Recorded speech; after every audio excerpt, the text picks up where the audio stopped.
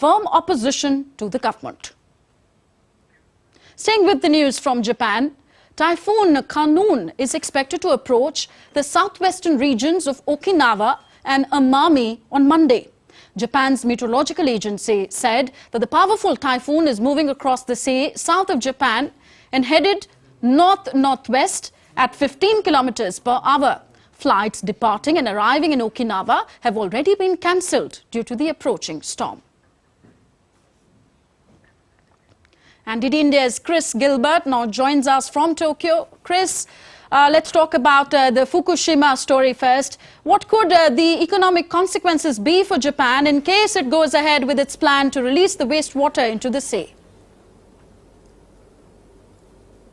Well, the economic consequences are meant to be severe, not just for Japan, but for the region in general. Recent studies have found that trade imbalances and economic disruption from the discharge could continue for years to come. But the damage has already been done for local fishers in the region. In Fukushima, South Korea is maintaining a ban on all food products from Fukushima, and China as well, which is a major trading partner for Japan at $232 billion a year. It has extended its ban on Japanese food imports, not just to Fukushima, but also to a fifth of the country, some 10 of its 47 prefectures. So there are serious implications for the country.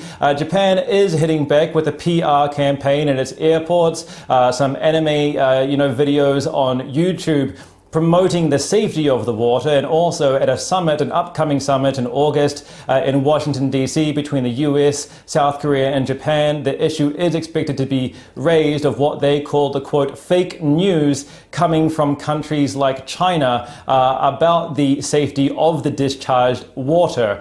So political shrapnel is certainly flying as the stakes seem to be getting higher.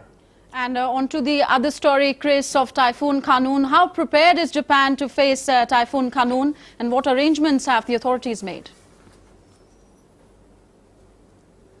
Well, in terms of how prepared it is, of course, Okinawa is absolutely no stranger to typhoons. It is a seasonal occurrence. There will be preparations in place, but, studies over the last couple of years and this year as well have shown that these typhoons are getting stronger and more severe every year. This one in particular is bringing with it winds of up to 198 kilometers an hour, 10-meter waves, and as you mentioned earlier, there's already been disruptions to flights of to and from Okinawa. People's holiday plans being disrupted as well. There's also heavy rain coming with this typhoon, and what that means is for parts of Japan, like the main western island of Kyushu, increased risk of mudslides and landslides, because these regions have already received enormous volumes of rain, more than usual, over the last month or so. The government is urging people in these areas to remain vigilant and in their homes unless absolutely necessary. And it seems as the other seasons become more severe or increase in severity, these typhoons are becoming exponentially more dangerous. Thank you, Chris Gilbert. Typhoon Khanun is also forecast to hit China's densely populated